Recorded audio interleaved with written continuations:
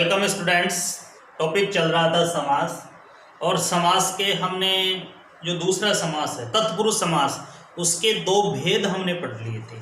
आज हम तीसरा जो भेद है जिसका नाम है संप्रदान तत्पुरुष, उसके बारे में देखते हैं।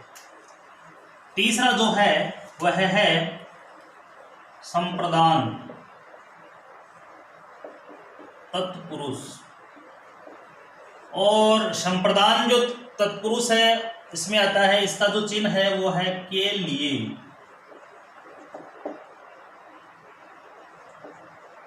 चिन्ह का लोप हो जाता है। तो विद्यार्थियों, संप्रदान तत्पुरुष है, इसमें के लिए जो विभक्ति चिन्ह है उसका लोप हो जाता है। तो कुछ एग्जाम्पल हम देखते हैं संप्रदान तत्पुरुष जो है उसका। तो नंबर 1 की बात करते हैं, सभा भवन। नंबर 1 है सभा भवन। अब सभा जो भवन है उसमें लिखेंगे सभा के लिए भवन, सभा के लिए भवन। नंबर 2 है संप्रदान तत्पुरुष का दूसरा जो एग्जाम्पल है वो हम देखते हैं, यज्ञशाला। यज्ञशाला और यज्ञशाला जो है उसका हम देखेंगे यज्ञ के लिए शाला, यज्ञ के लिए शाला। तीसरा जो पॉइंट है, तीसरा जो एग्जाम्पल है सत्याग्रह। सत्याग्रह, इसका अर्थ होता है सत्य के लिए आग्रह, सत्य के लिए आग्रह। चौथा एग्जाम्पल हम इसका देखते हैं, देशभक्ति। देशभक्ति, तो इसका हो जाएगा देश के लिए भक्ति। और पांचवा इसका देखेंगे न्यायालय। न्याय के लिए आलय, आलय यानी भवन। तो के लिए, के लिए, के लिए, के लिए और के लिए। तो संप्रदान तत्पुरुष है, इसमें के लिए जो चिन्ह है, विभक्ति जो चिन्ह है उसका लोप हो जाता है। और जैसे सभावन, यज्ञशाला, सत्याग्रह, देशभक्ति और न्यायालय, इनमें सब में किसका लोप हो रहा है? के लिए का लोप हो रहा है। तो संप्रदान तत्पुरुष के ये जो एग्जाम्पल है हमने देखे। अब अगला जो चौथा जो तत्पुरुष समास है वह है अपादान। अपादान,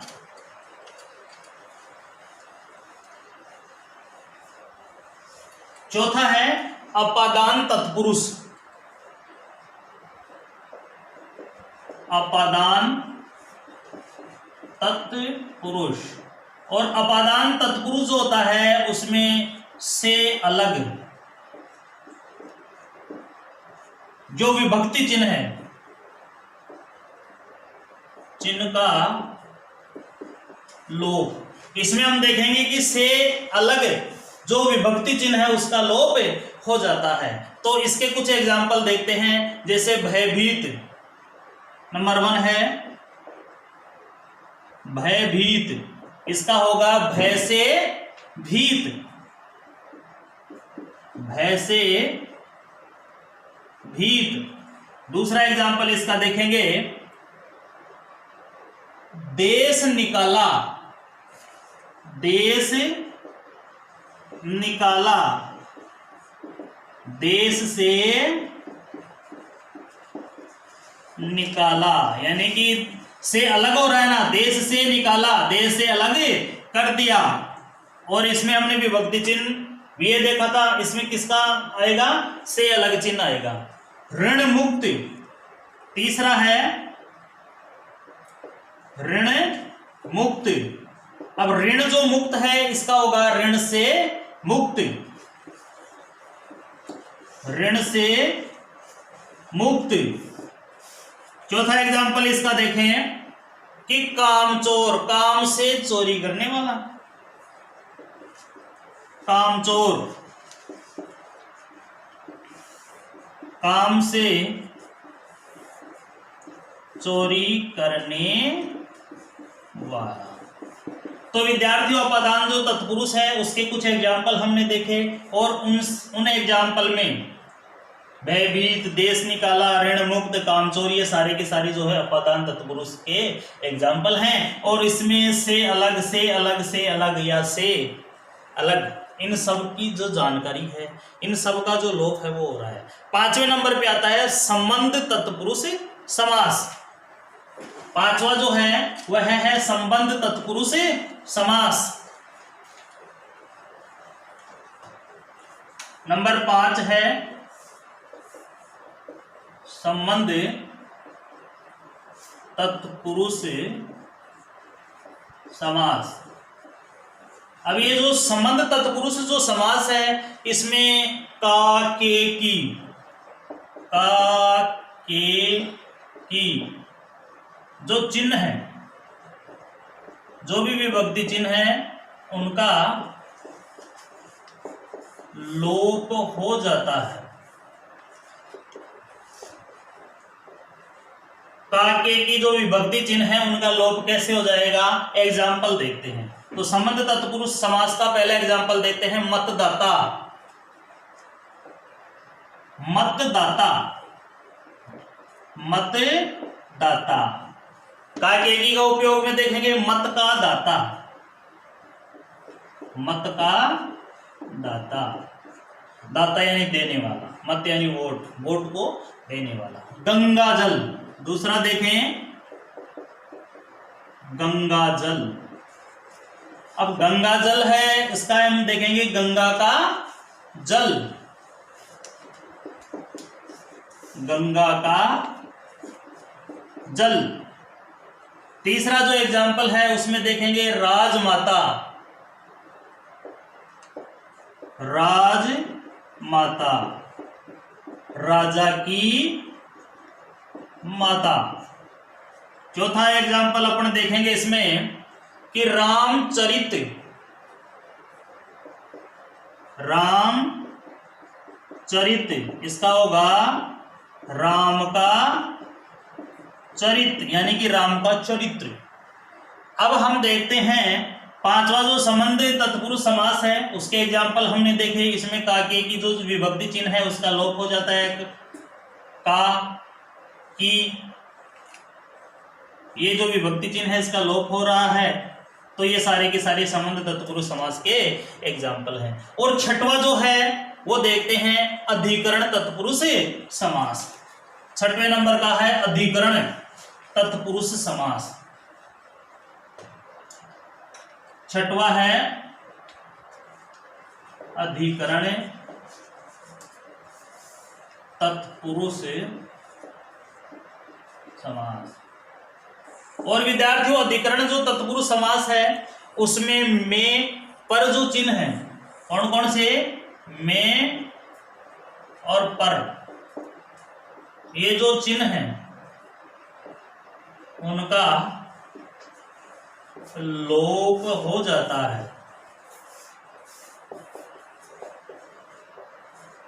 में और पर का लोप हो जाता है। जैसे एग्जाम्पल देखें, सिर दर्द, सिर दर्द, और इसका क्या होगा, सिर में दर्द, सिर में दर्द।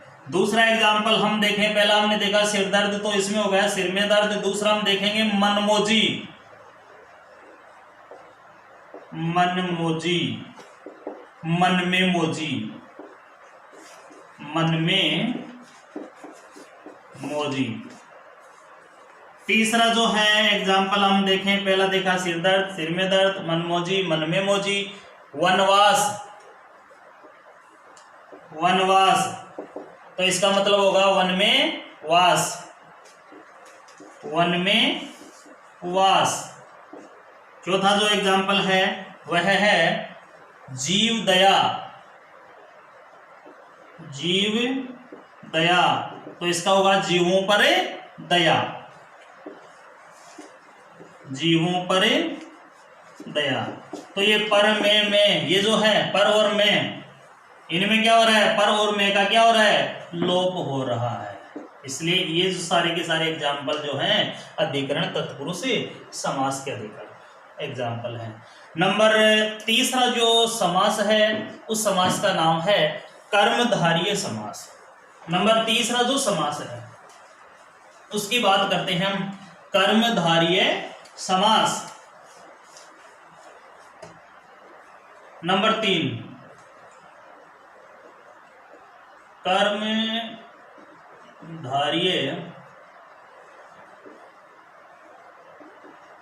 समास। तो विद्यार्थियों कर्मधारय जो समास है, धार्य,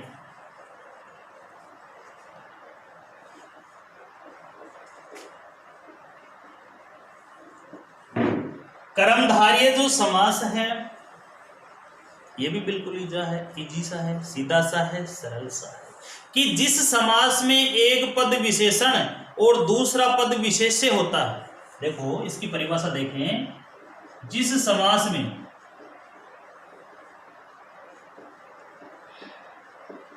एक पद विशेषण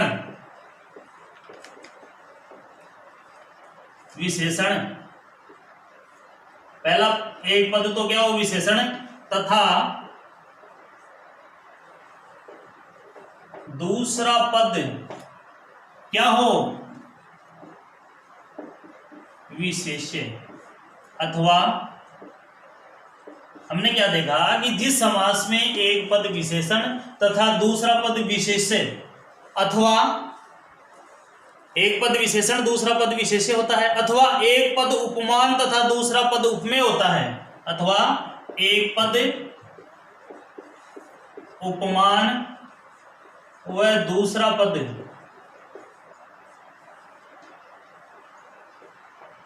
उपमेय हो, उसे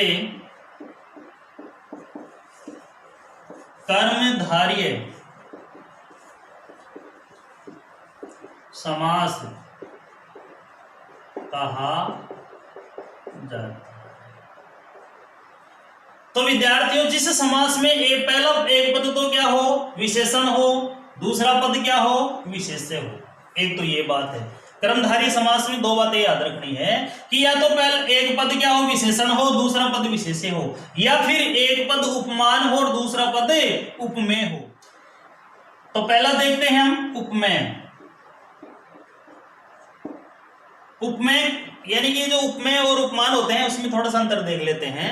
पहला देखते हैं उपमेय कि जाको वर्णन कीजिए सो उपमेय प्रमाण, यानी कि जिसकी तुलना किसी प्रसिद्ध वस्तु से की जाती है उसको हम उपमेय कहते हैं। जिसकी तुलना किसी प्रसिद्ध वस्तु से की जाती है उसे हम क्या कहेंगे,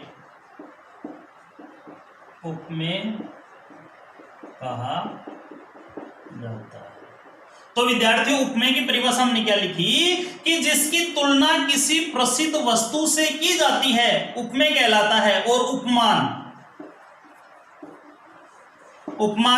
उपमेय में देखा जिसकी तुलना किसी प्रसिद्ध वस्तु से की जाती है और उपमेय कहलाता है। और उपमान में जिससे तुलना की जाए, जिससे तुलना की जाए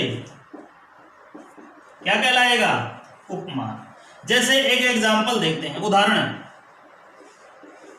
उसका मुख कमल के समान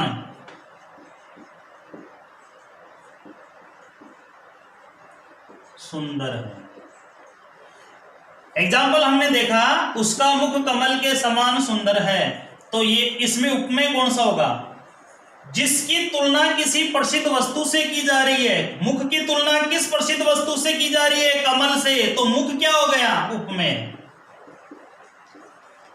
और जिससे तुलना की जाए वो क्या कहलाता है? उपमान। तो कमल क्या हो गया? उपमान हो गया। इस तरीके से उपमेय और उपमान हम देखते हैं। आगे हम इसके जो एग्जाम्पल हैं वो देखते हैं कि विशेषण और विशेष्य, इसमें दो देखेंगे, विशेषण और विशेष्य से जो कर्मधारय समास के जो एग्जाम्पल हैं वो देखते हैं। पहला हम देखते हैं विशेषण और विशेष्य बनने वाले। नंबर 1, विशेषण और विशेष्य से बनने वाले जो है, जैसे महापुरुष है, महान है जो पुरुष, महापुरुष, इसमें देखेंगे हम महान है जो पुरुष, महान है जो पुरुष। दूसरा हम देखेंगे कि पीतांबर, पीतांबर, तो पीतांबर में हम देखेंगे पीला है जो अंबर, पीला है जो अंबर। ये दोनों के दोनों एग्जाम्पल जो है विशेष्य और विशेषण और विशेष्य से संबंधित हैं कि महान है जो पुरुष, पीतांबर, पीला है जो अंबर। अब हम देखते हैं उपमेय और उपमान, उससे जुड़े हुए एग्जाम्पल। जैसे उपमेय में हम देखेंगे नंबर 1, उपमेय और उपमान में मृगनयनी, मृगनयनी, तो मृगनयनी का अर्थ होता है मृग के समान नेत्र वाली, मृग के समान नेत्र वाली। दूसरा हम देखें मृगनयनी के बाद में देखें भवसागर है, भव सागर, तो इसमें भव रूपी सागर, भव रूपी सागर। तीसरा एग्जाम्पल हम देखते हैं कमल नयन, कमल के समान नयन, कमल नयन, इसका हो जाएगा कमल के समान, कमल के समान नयन। चौथा हम इसी से संबंधित उपमेय और उपमान से संबंधित चौथा जो पॉइंट है वो देखते हैं।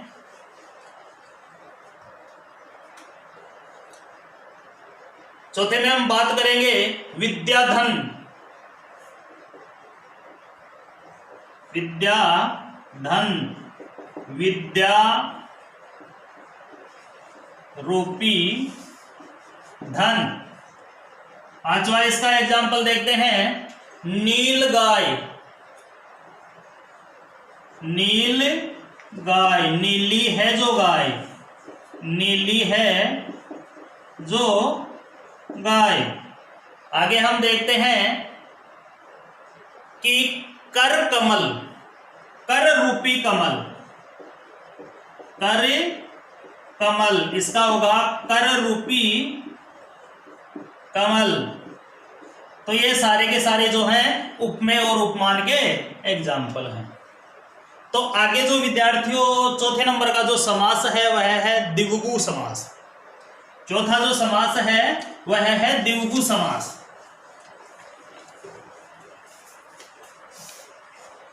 चौथे नंबर पे आता है द्विगु समास।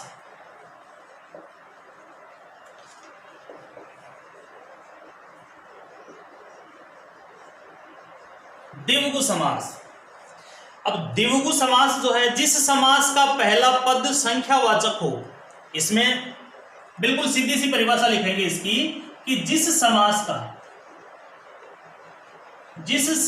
का पहला पद संख्यावाचक हो। संख्यावाचक का मतलब होता है जैसे चौराहा, मतलब चार राहें, जहां चार रास्ते जहां से जाते हों, तथा समस्त पद किसी समूह का बोध कराए, तथा समस्त पद किसी भी समूह का बोध कराए। किसी समूह का बोध कराए उसे हम द्विगु समास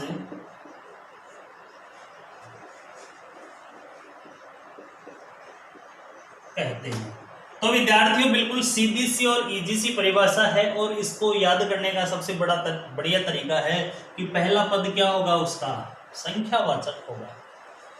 जिस समास का पहला पद संख्यावाचक हो तथा समस्त पद किसी समूह का बोध करें उसे हम द्विगु समास कहते हैं। जैसे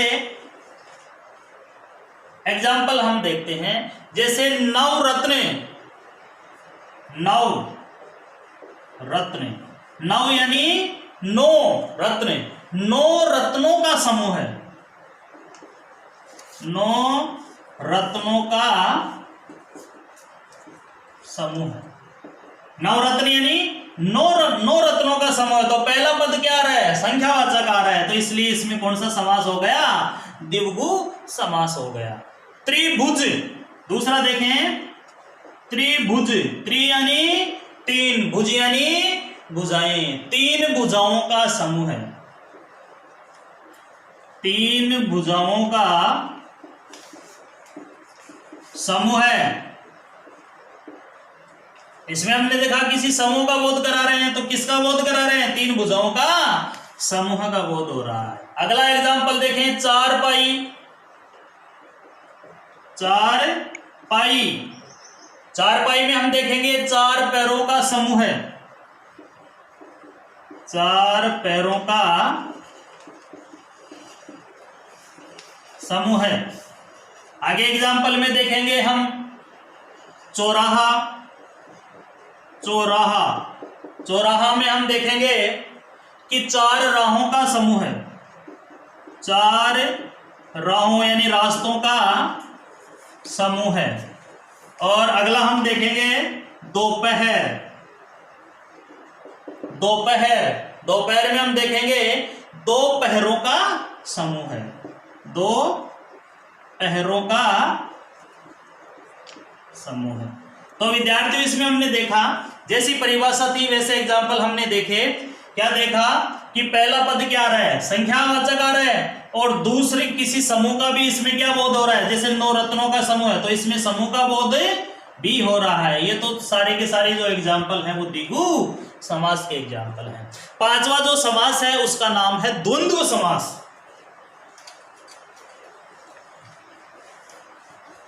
पांचवा जो समास है उसका नाम है द्वंद्व समास।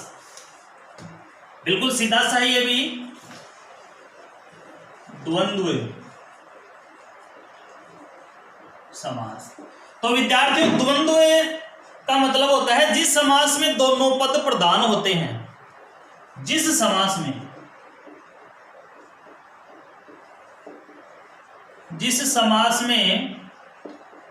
दोनों पद प्रधान होते हैं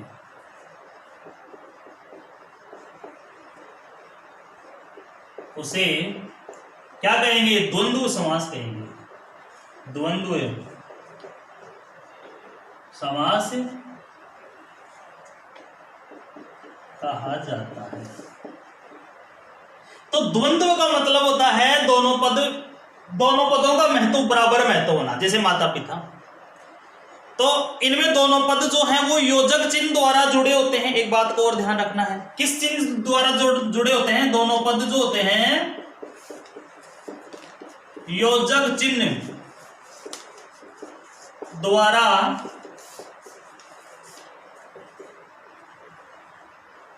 जुड़े होते हैं। इसकी सबसे बड़ी विशेषता यह भी होती है कि दोनों पद जो होते हैं,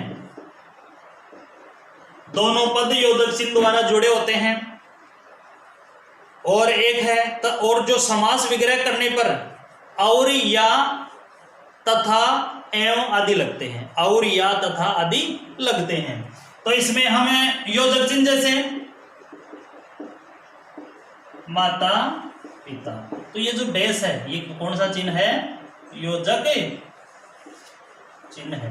तो इसमें कुछ एग्जाम्पल अपन देखते हैं, द्वंद्व समास के एग्जाम्पल उदाहरण देखते हैं। नंबर 1 है रात दिन।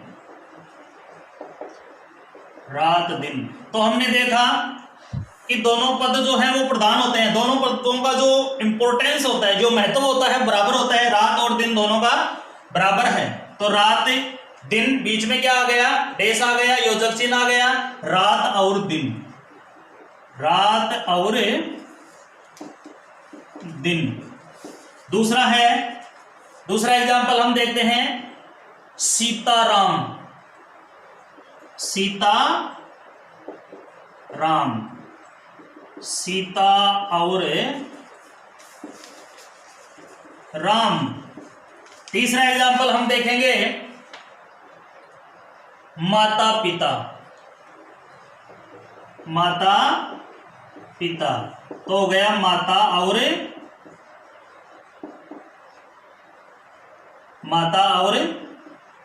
पिता। तो ये सारे के सारे जो एग्जाम्पल हैं विद्यार्थियों द्वंद्व समास के हैं। जैसे एक और देखें, देश विदेश, देश और विदेश, दाल रोटी, इसमें हम देखेंगे दाल और रोटी। तो ये सारे के सारे जो एग्जाम्पल है वो द्वंद्व समास के हैं। और अब हम लास्ट का अंतिम जो समास है बहुव्रीहि समास वो देखते हैं। 6वें नंबर का जो समास है उसकी चर्चा करते हैं। 6वें नंबर का जो समास है उसका नाम है बहुव्रीहि समास।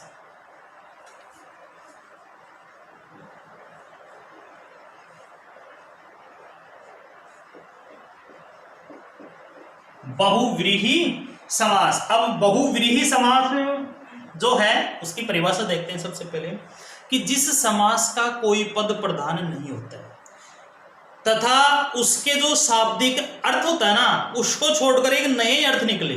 किसी समास का कोई पद जो है वो प्रधान नहीं होता है। किसी समास का कोई भी पद प्रधान न हो तथा, यानी कि इसमें हम क्या देखेंगे कि जिस समास का कोई भी पद प्रधान नहीं होता है, मुख्य नहीं होता है, तथा जो शाब्दिक अर्थ को छोड़कर, तथा शाब्दिक अर्थ को छोड़कर एक नए अर्थ का निर्माण होता है। शाब्दिक अर्थ को छोड़कर क्या है, एक नया अर्थ निकला। किसी समास का कोई भी पद प्रधान न हो तथा शाब्दिक अर्थ को छोड़कर नए अर्थ का निर्माण हो या नया अर्थ निकले, उसे हम बहुव्रीहि समास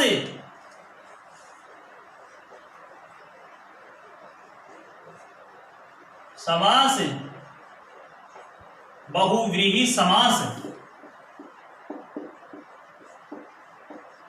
कहा जाता है।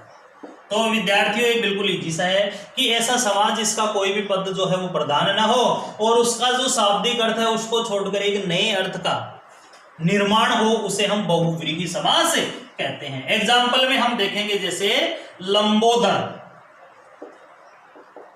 लंबोदर, दर यानी पेट, लंबो यानी लंबा, तो लंबा है उदर जिसका, लंबा है उदर जिसका, क्या आएगा, गणेश। तो नए अर्थ का निर्माण हो रहा है ना, तो इसमें कौन सा समास आ गया, बहुव्रीहि समास। दूसरा है नीलकंठ। नीलकंठ, नीले हैं, नीला है कंठ जिसका, नीलकंठ का होगा नीला है कंठ जिसका। अब नीला है कंठ जिसका, कंठ नीले किसके हैं, अर्थात शिव जी। नीला है कंठ जिसका, तो क्या हो गया, शिव जी। अगला हम एग्जाम्पल देखें, तीसरा एग्जाम्पल देखें, पवन पुत्र। पवन पुत्र, अब पवन पुत्र जो है, पवन का पुत्र है जो, पवन का पुत्र है जो, अर्थात क्या गया, हनुमान। तो इस प्रकार से विद्यार्थियों इनके अर्थ जो है वो अलग ही निकल रहे हैं। तो विद्यार्थियों एक और देखें, 10 आनंद। 10 है आनंद जिसके, अर्थात रावण।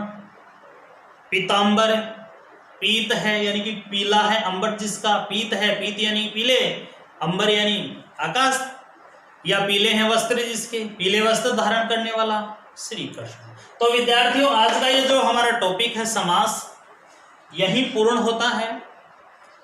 समास के जो 6 भेद थे, हमने बारी बारी से एक एक जो प्रकार है उसको उदाहरण सहित समझा।